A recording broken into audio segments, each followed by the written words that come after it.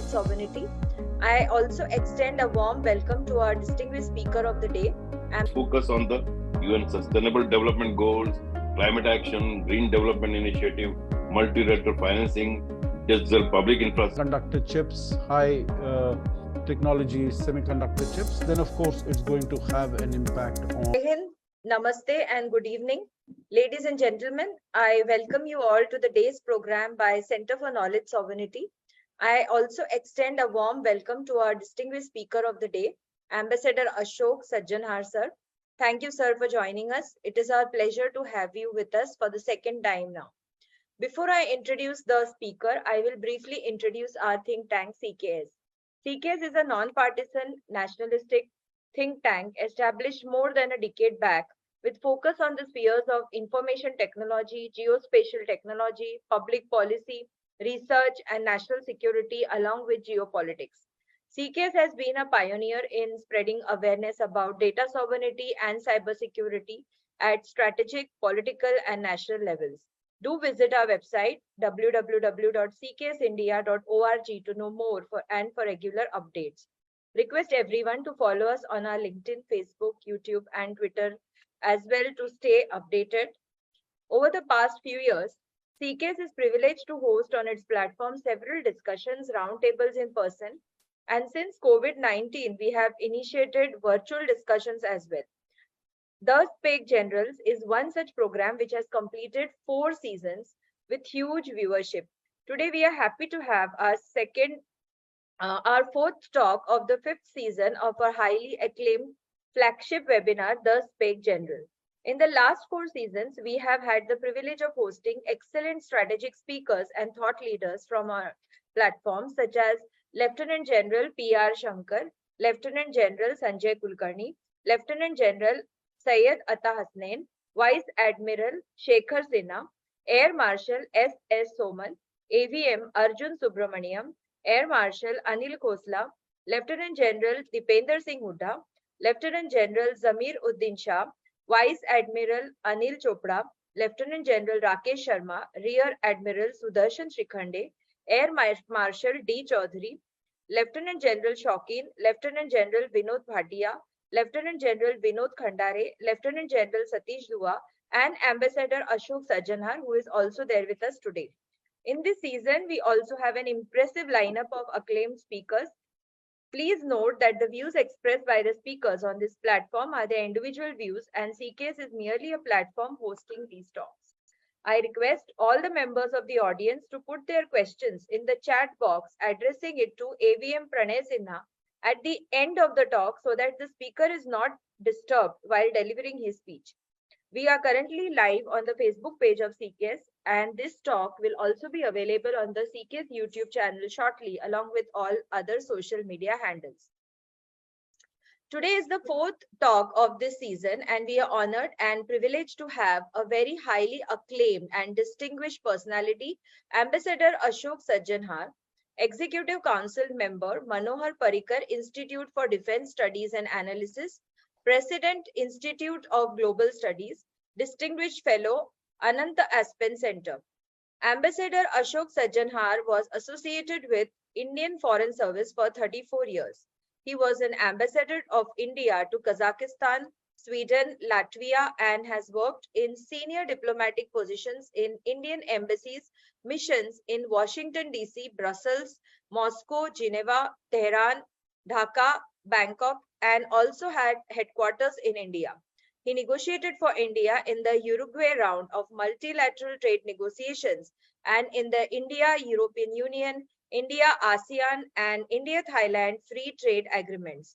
He contributed significantly to strengthening strategic and economic ties and promoting cultural cooperation between India and USA, European Union, Russia, and other countries. Ambassador Sajjanhar has been decorated by governments of Kazakhstan and Latvia with their national awards and by Universal Peace Federation New York, a body in special consultative status with the United Nations with the title of Ambassador of Peace. Ambassador Sajjanhar writes, travels, and speaks extensively on issues relating to international relations, foreign policy, and themes of contemporary relevance and significance. He appears widely on TV panel discussions. Now I request Air Vice Marshal Pranay Sinha sir, BSM retired, moderator of the session, to take the program further. Ladies and gentlemen, AVM Pranay Sinha, in his 35 years of distinguished career, held many important appointments and the post-retirement has worked as advisor to Bharat Electronics Limited for 3 years and has now been appointed as a strategic advisor to the prestigious IIT Mandi. He is also an active member of our think tank and is the man behind the success of this talk series. Over to you, sir. Thank you so much. Thanks, madam. Viewers, Madam Sumitra Goenka ji is a Director Rating Infotech, CEO Triangle Global, and our strongest pillar of strength, our main Sutradhar, CKS India. As informed by Madam, our today's speaker is very distinguished erudite speaker who is often seen on the TV debates. And his talk is going to be very, very distinct because it has got not only the underpinning of strategic, it is very relevant. And I'm sure hearing it out, the stature of each and every Indian is bound to increase. The pride of Indian is out to swell. Garv se sina duna ho jayega.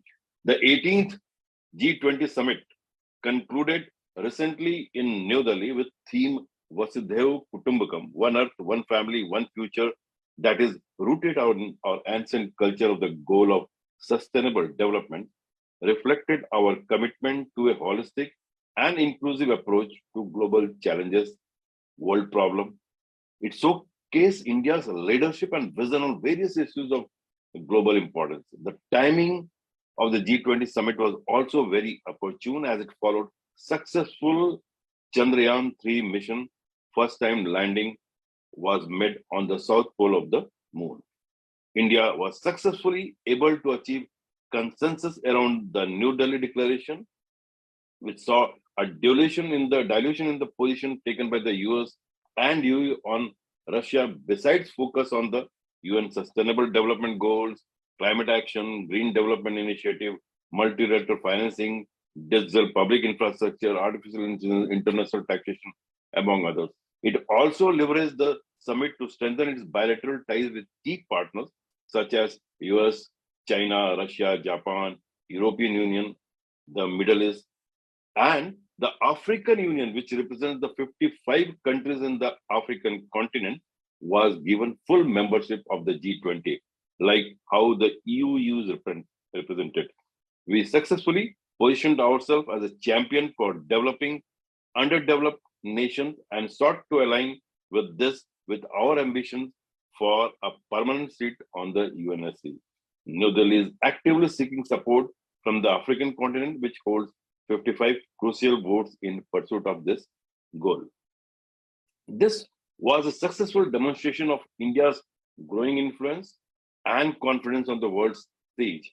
It highlighted India's willingness to engage constructively with all major powers and regions while pursuing its own national interests and values.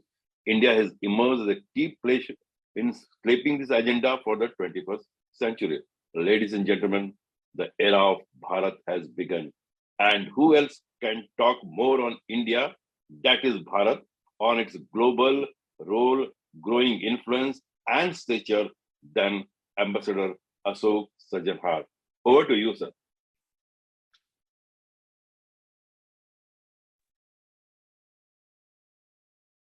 Thank you very much, Air Vice Marshal Pranay Sinha.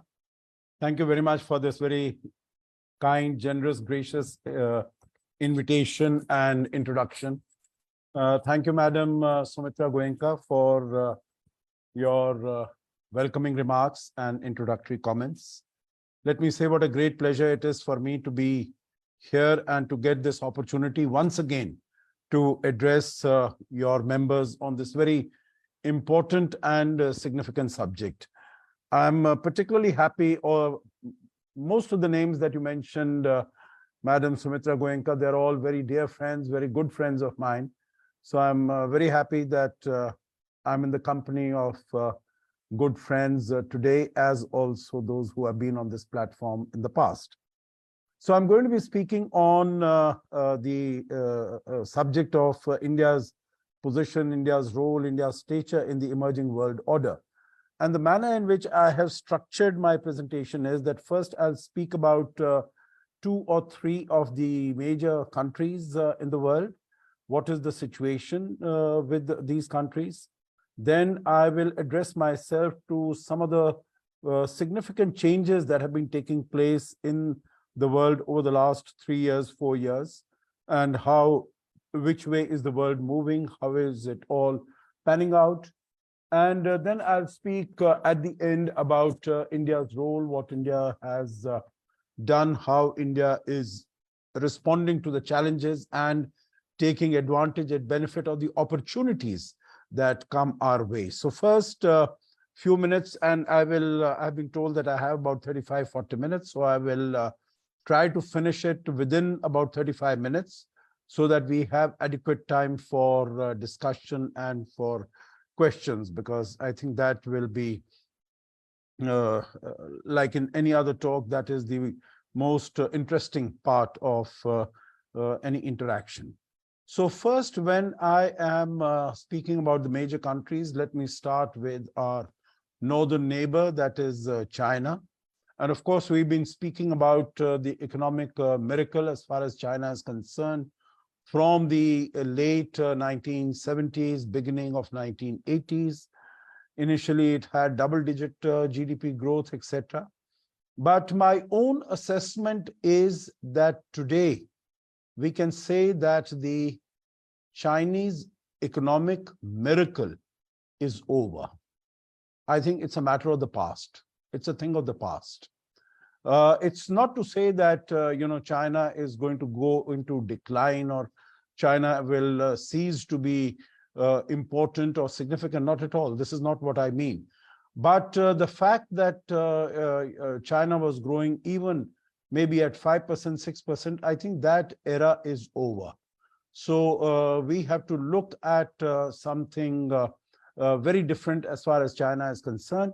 It's already a 17, 18 trillion dollar economy.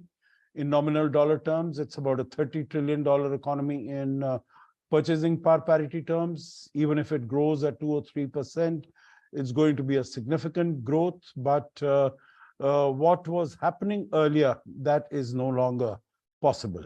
I think it also China faces many challenges going forward. We have witnessed some of them. In any case, China is such an opaque system. It's such a, there is like an iron curtain. Nothing really comes out of what is happening behind that iron curtain. So it is difficult to predict or project with any degree of confidence or certainty. But I think if we look at some of the developments that have been taking place, for instance, the increasing youth protests that we have seen in the country, the increasing demonstrations that we have seen in the country, the high figures of unemployment, the youth unemployment being more than 20%. So these all definitely do not speak well as far as the Chinese economy is concerned. We have seen that as far as the real estate sector is concerned, which has really been the backbone, which has been the foundation on the basis of which China has grown. Also, whether it is education sector, high-tech sector, I think in all these there have been problems, and particularly when the United States also imposes certain restrictions on its technological exports of semiconductor chips, high technology semiconductor chips, then of course it's going to have an impact on Chinese economic growth. We've also heard there have been reports that the Chinese president, Mr. Xi Jinping, he's been reprimanded by the senior members of the party in an informal meeting, annual informal meeting that takes place.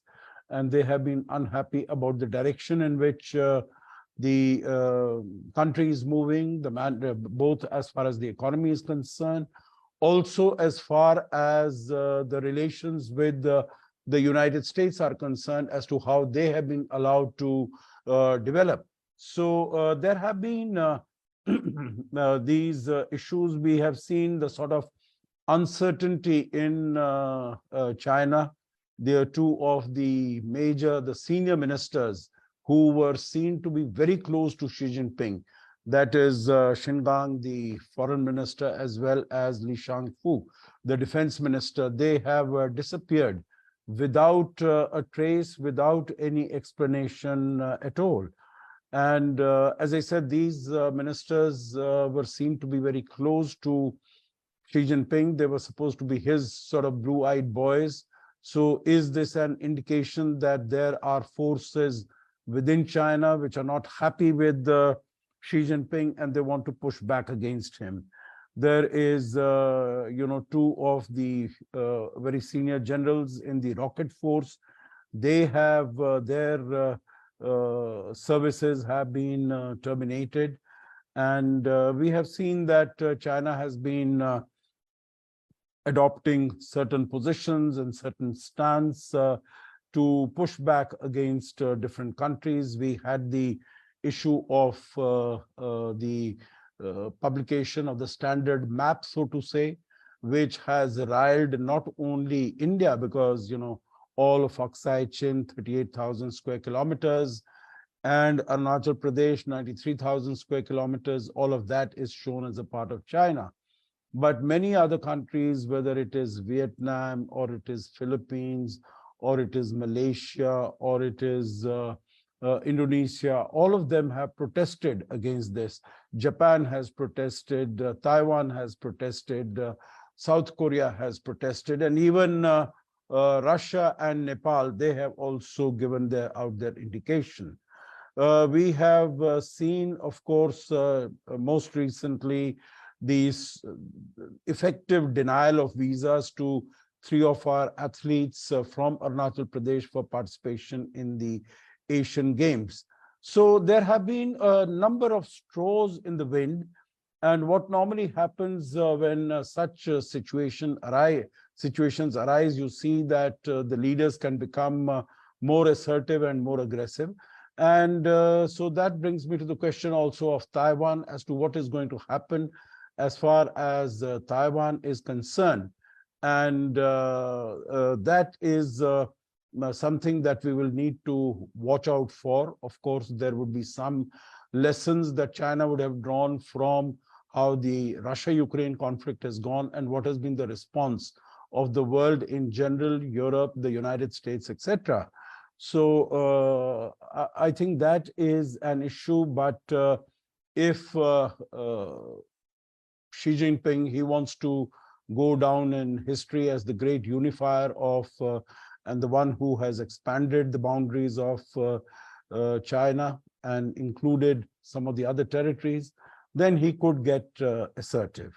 Let's come now to, I'll not spend more time on this because, the issue of his health also, I think that's also been a question mark because even in BRICS summit, when he was there, he did not attend one of the very important meetings which all the other leaders had attended. As far as relations with India, China are concerned, they are abnormal, as our External Affairs Minister has stated, because the military deployment on the line of actual control is very large.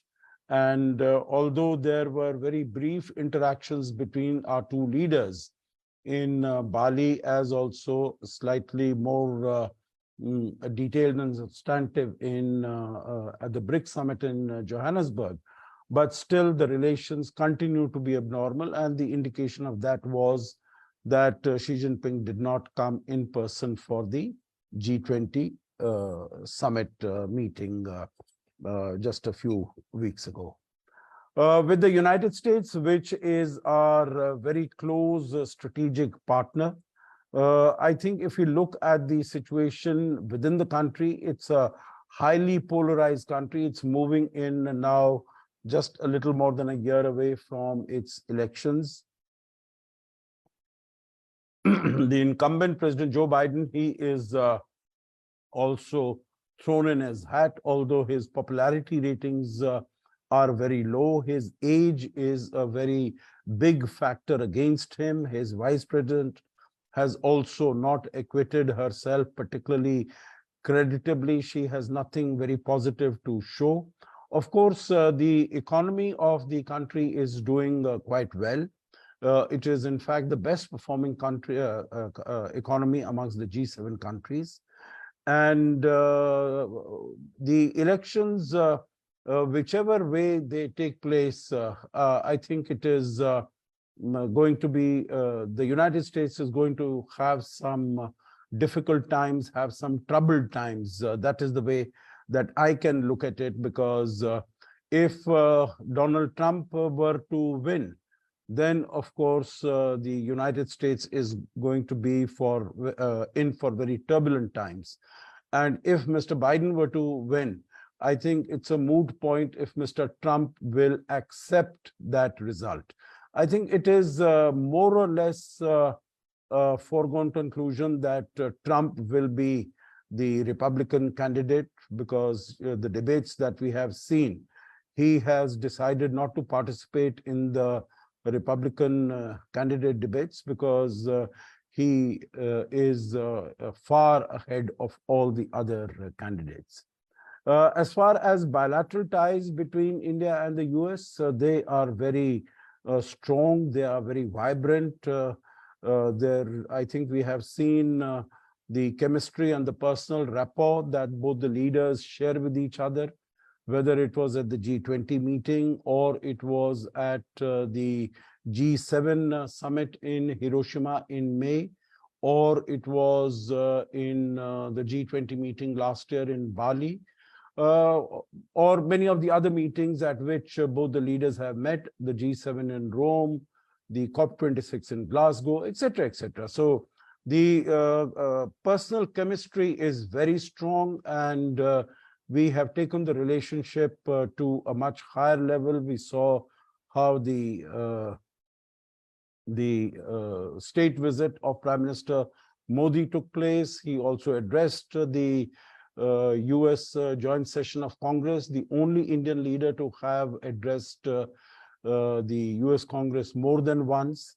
Even world leaders, there are only people like Winston Churchill and Nelson Mandela who have addressed it twice. So the relations are very strong. It is understood that President Biden has been invited as the chief guest for our next Republic Day. We'll have to wait and watch in terms of the response.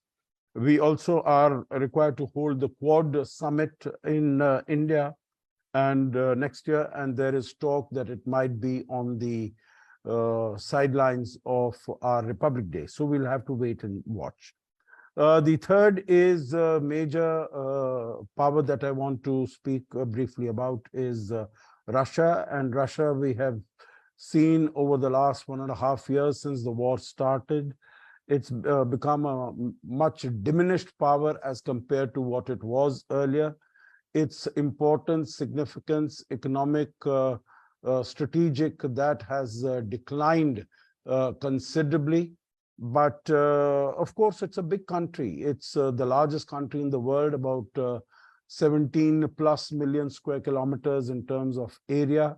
In terms of its natural mineral resources, it is very well endowed, whether it is with oil or gas or production of crops and in the area of defense, etc. So it's an important power. So although it might get diminished, but its significance will continue to be there. India has maintained its relations with Russia, notwithstanding the pressures that we've had to face from the West. And so I think although our relationship is termed as a special and privileged strategic partnership, But I think in terms of the intensity and the depth of that relationship, that is also going to get diluted as we go forward, because what we really need is, in terms of technology, in terms of investments, Russia is not in a position to provide. That can be provided only by the United States and by the West.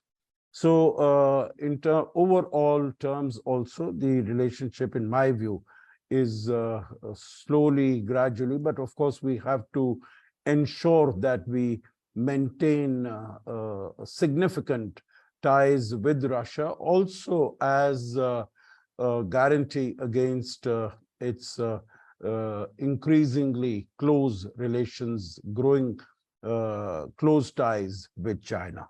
The last in this I would like to mention is about Canada, what Canada has done over the last 4 days. I would call it a black swan event, that this was not expected at all. I don't think it was expected by anyone, that this sort of totally irresponsible and a wild allegation of this nature would be coming from the Canadian Prime Minister. My own assessment is, and this is what has been mentioned by the Ministry of External Affairs also, that it is due to domestic political compulsions. It is motivated. Of course, it's an absurd allegation. They have not been able to provide any evidence whatsoever. So while we would want that this goes away as quickly as possible, because it has the potential of souring our ties with some of our other strategic partners like the United States, like Australia.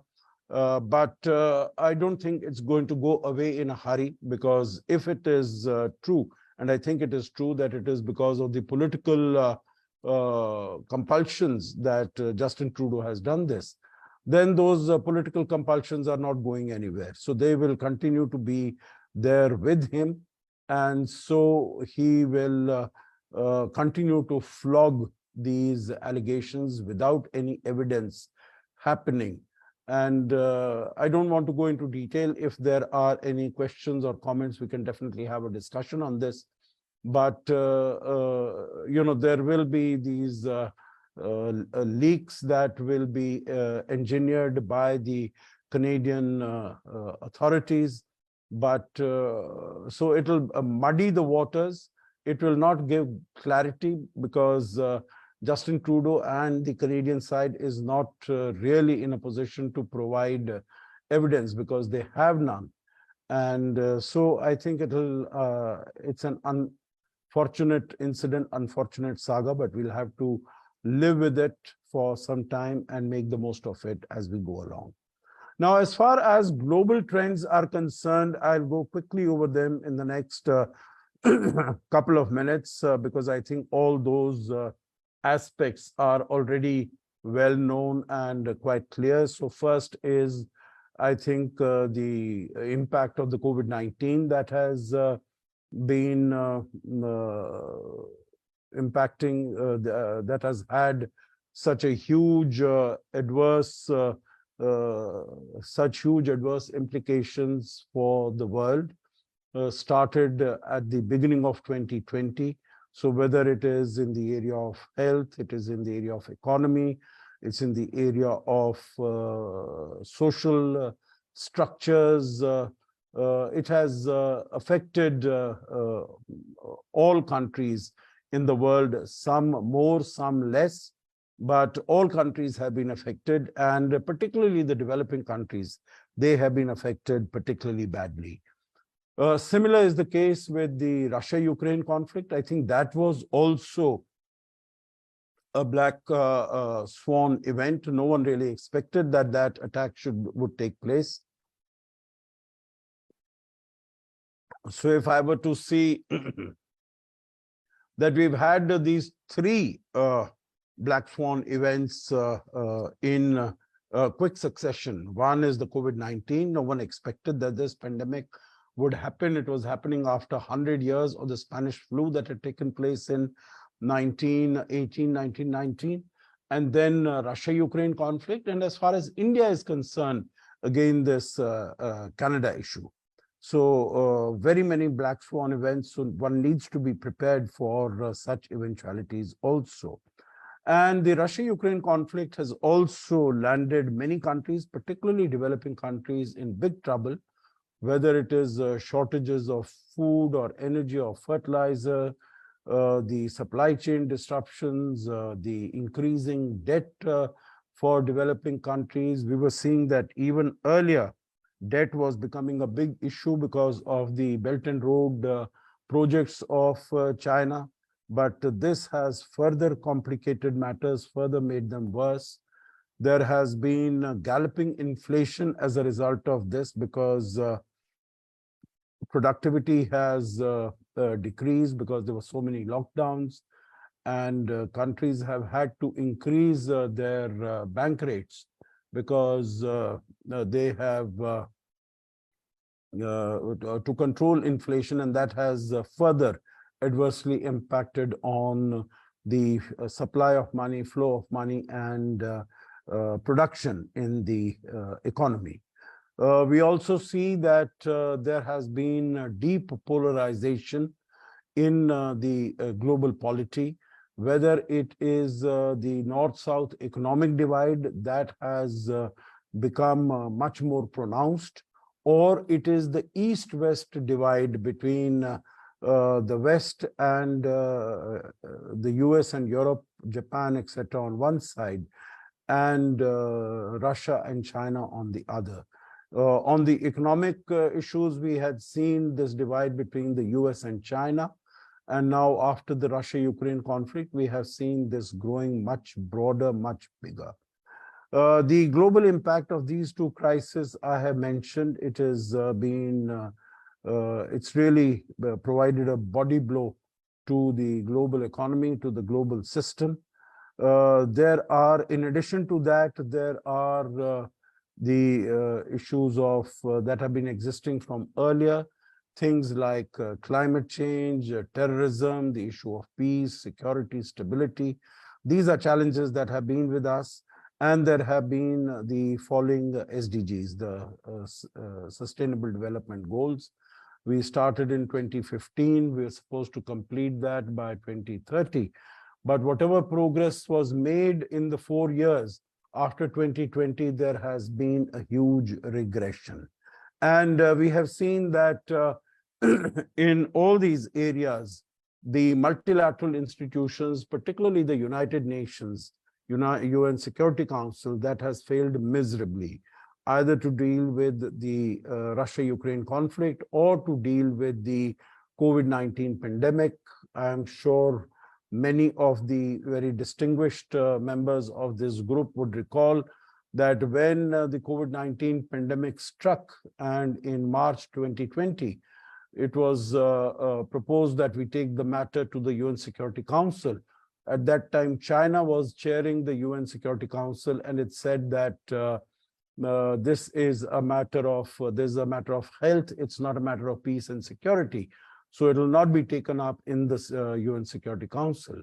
So G20 had taken it up, if my memory serves me correctly, on the 26th of March. Saudi Arabia at that time was the chair of G20, and Prime Minister Modi had spoken to MBS and strongly urged that a meeting of the G20 take place. So a virtual meeting had taken place. The point I'm making is that although in the past the UN Security Council had discussed issues like the Ebola pandemic scare, but in this case, since China itself was involved as far as the origin of the virus from Wuhan is concerned, so no meeting could take place on that. So as I said, all countries have been affected by all these changes. India, if I look at India, and this is the final part that I'll be focusing on now, India has done very well, particularly, I think, commendable performance, whether it is in terms of dealing with the COVID-19 pandemic. I think there were very grim projections and predictions that there will be several tens of millions, 50, 60, 70 million people in India are going to die as a result of this pandemic, because our health system is not robust. It is very fragile. It is very vulnerable. But we were able to do, and I think that was principally because of the leadership of the Prime Minister and the far-sightedness and the vision that we were able to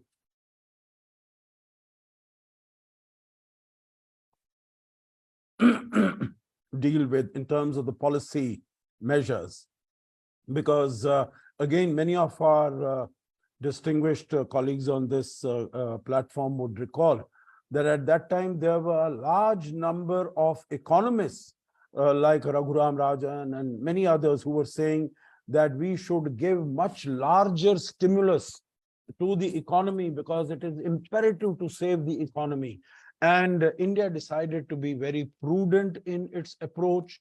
They said there are countries like Canada who have given so much of money, so much of funding to the private sector, to the industry, so that their economy doesn't go down under. But India behaved in a very prudent and a very responsible manner. And also, while and it continued to provide from March 2020 onwards, 800 million people, it continued to provide them with food grains and all the other necessary eatables that were required, and that continued for quite some time. I'm not certain whether it is continuing right till now or not, but that was a very big initiative to make sure that even if people did not have jobs because of the lockdown, they were not able to work, but at least they and their families were getting enough to eat. Then we were able also to make the vaccines, not only manufacture vaccines, AstraZeneca, with license from outside, but also make our own vaccines and start producing them in large quantities.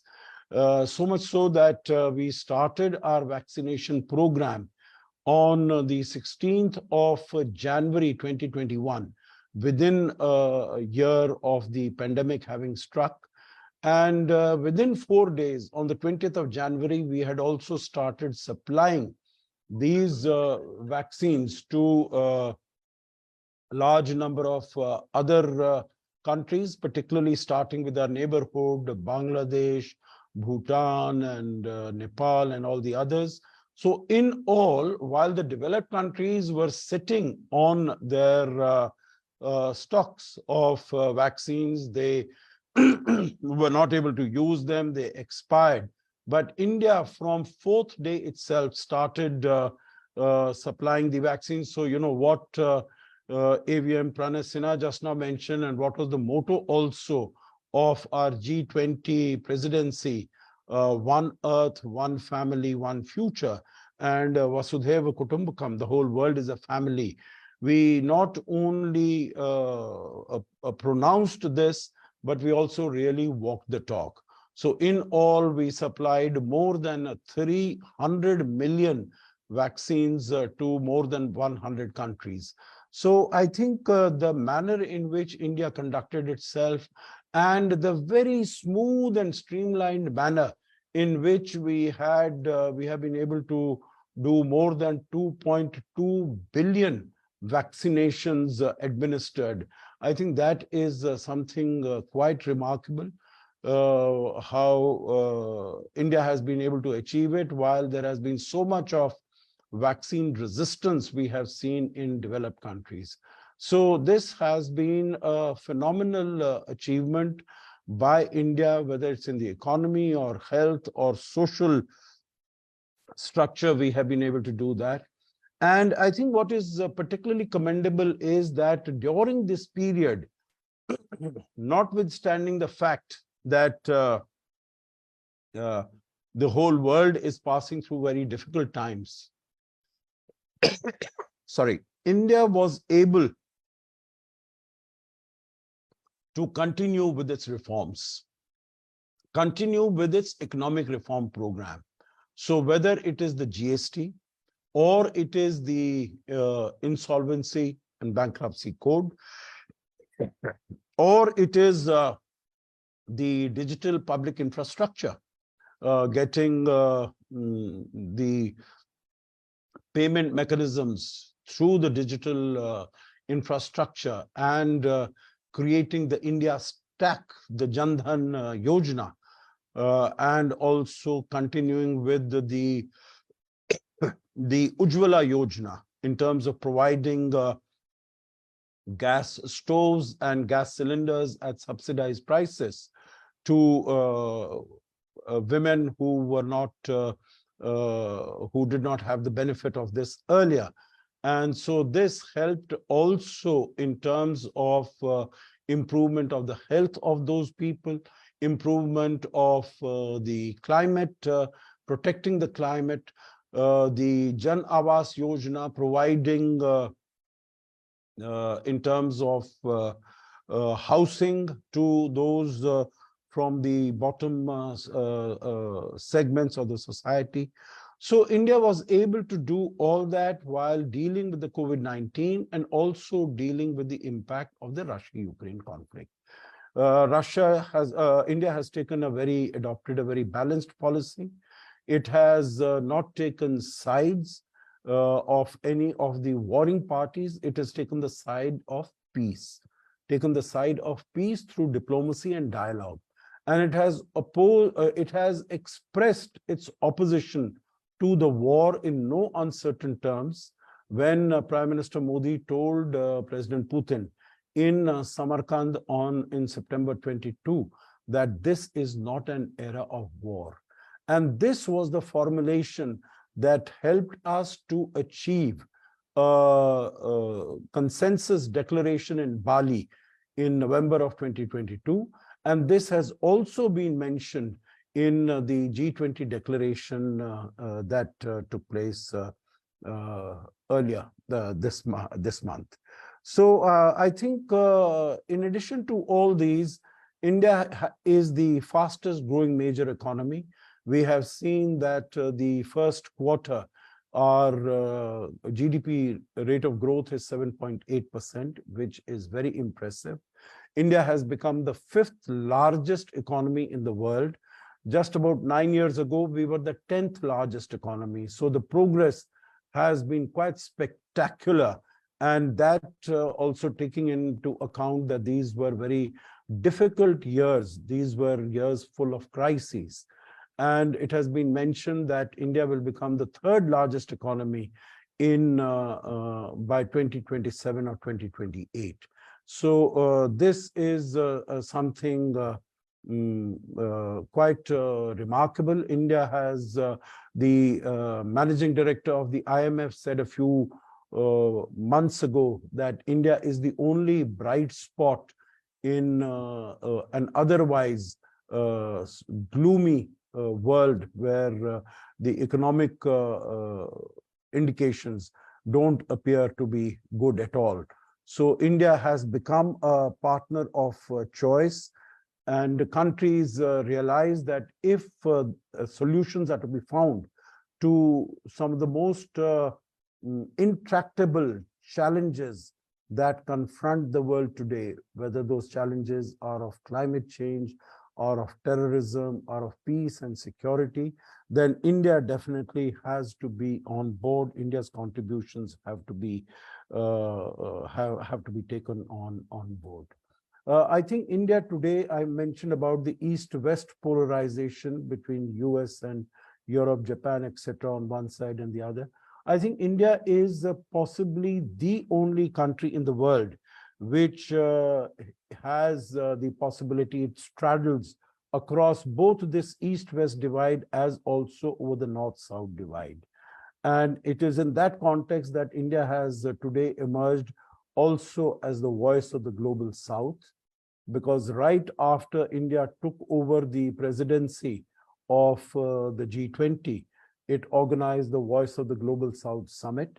And because it wanted to hear from the countries of the South that what their concerns are, what their anxieties are, what their challenges are, what their worries are, and reflect them fully on as far as the G20 discussions and deliberations are concerned.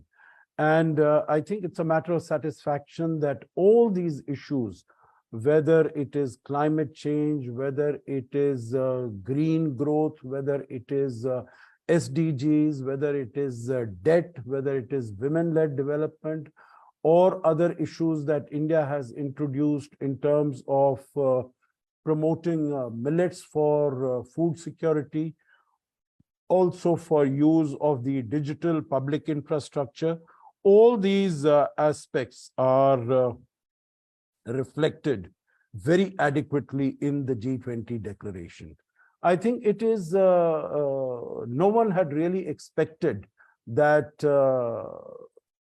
we would be able to get a consensus document from the G20, because the positions that had been advanced by the countries when they were coming in, whether it was the British Prime Minister, or it was the Russian Foreign Minister, or it was the delegates from the European Union, that their positions were very strong, and what India was mentioning was not adequate at all, and they would ask for a very significant revision in that. But then India was able to reach out to all the countries and was able to get a consensus document, not on the second day after very tedious and long negotiations, but on the first day itself. And I think that is quite remarkable. And one of the reasons for that is that all countries, whether it is the developed countries or Russia or others, I think all of them wanted the Indian presidency of the G20 to succeed. And because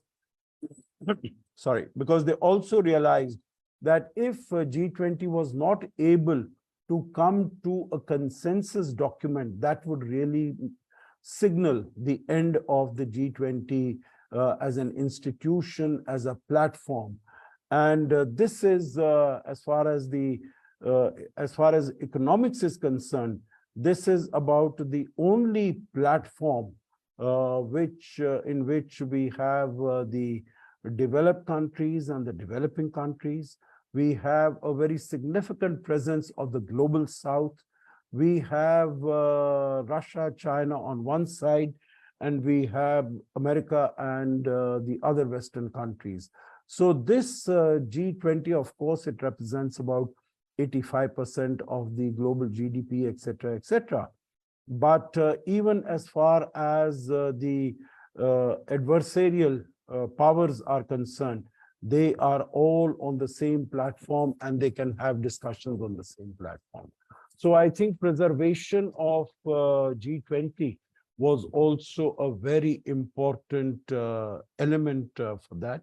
We were able to significantly advance the cause of the global south by getting the African Union also made a permanent member of the G20. This is an issue that had been with the G20 for quite some time. It's not a new issue, but it is truly commendable and remarkable that Prime Minister Modi decided to take this issue squarely under his charge and take it forward. And even at the beginning of the deliberations on the first day, the African Union was invited to be a member and to take its place in this. So I would say that whether it is Chandrayaan or the ease and fluency with which India conducted the G20 and was able to get both a consensus declaration and also get very many substantive issues on board, I think that really speaks about the increasing respect, clout, prestige, and profile that India has got. In addition to that, on the sidelines, we were also able to sign a biofuels alliance, which is again a step in the right direction for preserving climate change. India had done the same thing on the sidelines of COP21 in 2015 in Paris, when we had launched the International Solar Alliance. And we had also launched the Coalition on Disaster Resilient Infrastructure. And on the sidelines of G20, we were able to launch the Biofuels Alliance, and also the India, Middle East, Europe Economic Corridor, which I think is going to be a game changer. It's going to be a watershed moment in terms of promoting economic cooperation between India, West Asia, and Europe, and also will have very far-reaching geopolitical ramifications and implications. So with these words, I see that I have taken 40 minutes of the time that was allotted to me. So let me finish here, and I look forward to questions and comments from the floor. Thank you very much. Thanks, sir. Thanks for this very informative and incisive and analytical talk, sir. You started with the China, the way how it is opaque, and the youths of that country are in the unrest because of unemployment, because of various reasons. And you also mentioned about the relationship going strong with the US. You did mention the 3 black swan events, Canada and Russia-Ukraine war and the COVID. And you very categorically mentioned that how we have emerged as due to our vaccine mastery, our image of Vishwamitra, we have charted the course middle path and taking a side of our national interest, keeping that in view, we have charted our own path, and that path is being recognized by the world. And today we have been able to, despite of the polarized, the deep polarization between North and South and East and West divide, we are maintaining our own chart. Thank you, sir. Thanks for this illuminating talk. Starting with this Vishwamitra thing, sir, now since we have increased our stature and the role of UN, you know how it is being diminished. Our strategic colleague, Mr. Dhanvi, is asking why it is important to India for I to UNSC seat, sir. Is it important for us to get that UNSC seat? I think it is important, but I would not like to invest too much of political capital and effort into it. I think if India continues to grow and continues to do well, as I mentioned, India has become a partner of choice for most countries, whether it is Europe, whether it is the US, Japan, Australia, Africa, Latin America, Russia, all of them, India has become a partner of choice. And they would like to. I think India is today in a very sweet spot. India is being quoted by everyone for a variety of reasons. You know, the manner in which our economy is doing. Our economy is very strong, and the confidence with which we conduct ourselves, the boldness with which we conduct our foreign policy. And also, in addition to that, there is this huge element of generosity in our foreign policy, because it is not, our foreign policy is not transactional. Vaccine Maitri proves it very well. So I think India should continue to work towards it, but our focus really should be more on our economic growth, because that, I think, is the bottom line. That is absolutely essential.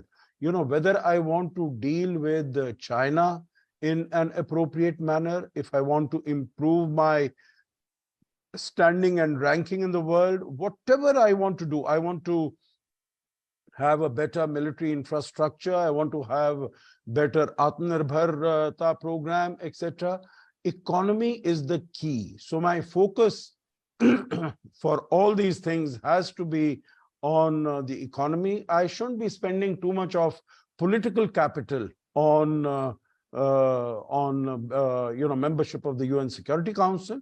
It is important, but because as we have seen, not only in terms of India becoming a member of the UNSC, but I think a reform of the UNSC, because UNSC was created in 1945. Today, after 75, 78 years, it still is in more or less the same form. There's no change, and the world has changed. So it has to reflect the changes in the world. So it is definitely for any expansion, it has to take on board India's interests and India's concerns, but otherwise also to reflect the changes in the world, there should be definitely expansion in both the permanent as well as the non-permanent categories. Sir, you did discuss this very elaborately, the deep relation between the north and south and the east and west, this thing. And because of rising economic, our stature, I think we will be able to chart out the north-south divide very comfortably. And we are the voice of the south. But coming on the east and west, now the east alignment, sir, you have said that China and Russia. So, Madam Sumitra Goenka asked, does it going to impact our relationship, especially considering the view of our growing closeness with the US? Sir. Yeah, as far as China is concerned, our relations are abnormal. Our relations are hostile. Our relations are adversarial. So we have to keep on, while not being provocative. I don't want to be provocative as far as China is concerned, because I think it's in my interest not to have conflicts and confrontations on my borders. I would like to have peace. I would like to have tranquility. I would like to have security. I would like to have stability on my borders. So that my focus is basically to work on my economy so that I can improve the living conditions of the people in the country. That's my basic interest. That's my basic focus. So I think as far as China is concerned, I try to work with them in whatever way it is possible. But as it is said, it takes two to tango. And if China continues to be provocative, like I mentioned, whether it is issuing the standard map, Xi Jinping not coming to India, that of course proved to be a blessing in disguise for us that he didn't come, or these denying the visas to these 3 Arunachal athletes, etc., etc. So many of them. So we will have to see how the relationship unfolds. But as far as Russia is concerned, I think we need to maintain the relationship. But in my view, what we have termed it as a special and privileged strategic partnership, I think that strength and the vitality and the dynamism of that relationship will continue to decline, will continue to deepen. But it is in our interest that a certain level of relationship with Russia is definitely maintained, not only for the fact that it is the largest, continues to be the largest supplier of defense equipment to India, but also for geopolitical reasons, that we don't want it to fall totally into the lap and embrace of China. Sir, a very pertinent question. Though you have not spoken on this, will POJK will join Bharat? Yeah, I didn't want to. Okay. There has been recent saying by even the General VK Singh, sir, the Union Minister. So, yeah, no, I didn't want to, speak about Pakistan because I think Pakistan is a very minor issue. It's a nuisance rather than, if you're talking about our strategic outlook and our strategic view, then in that context, Pakistan doesn't really, occupy any significant space. But as far as POJK is concerned, I think problems in Pakistan are growing, whether it is economic problem, whether it's political problem, it's security issues. And I would just like to mention that in 1996, we have this parliament resolution that it is an integral part of India, number one. And number two, that what has been mentioned, what you said just now, that we will wait for it to come naturally to sort of, fall into our lap rather than sort of, going for a military operation to take it from them. so we'll wait and not engineer. So, okay, sir. Thanks, sir. And the last and not the least, sir. So the separatism issue is on the rise, especially with a lot of radicalism thing rise in the European Union. You have seen, sir, most of the European countries. And now the recent current Canada fracas, sir, the separatist movements are being fanned by the political parties of that country. Maybe, as you mentioned, it with political compulsion. So all these things, ultimately, will it impact on our stature, sir? I think we'll have to be very careful as far as this is concerned. The manner in which, let's say, we have taken it up with UK, the manner in which we have taken it up with Australia and with the United States, we have taken it up very firmly. And you would have seen that the response from these countries has also been positive, and it has been, all of them have said that they are going to take action against these separatist elements, against these those who are spreading hate crime. I think basically we also have to expose the role of Pakistan in this, and maybe China, because I know for a fact that ISI is involved in a big way in terms of funding of all these organizations, whether it is Khalistan, or it is against some of the other elements. So we have to focus on that particular aspect also, that how ISI is behind it. But of course, if there are domestic political compulsions, as we see in the case of Canada, then it becomes somewhat more difficult to deal with it. But we'll have to sort of, take this frontally on. This challenge, we have to take it frontally on and push back against it. Because, if Canada or any other country would think that, that they can get away with it, I think they should be disabused of this notion. India's, integrity, sovereignty, that is sacrosanct, and we cannot allow anyone to, tamper with it and play with it lightly. Thank you, sir. Thanks for this very illuminating talk. And in fact, Madam, I hand over to you for a vote of thanks, and you can remind the viewers that tomorrow we are having another webinar at the same time. Ma'am, over to you. Yes. So thank you, Ambassador Sajjanhar, for this wonderful talk.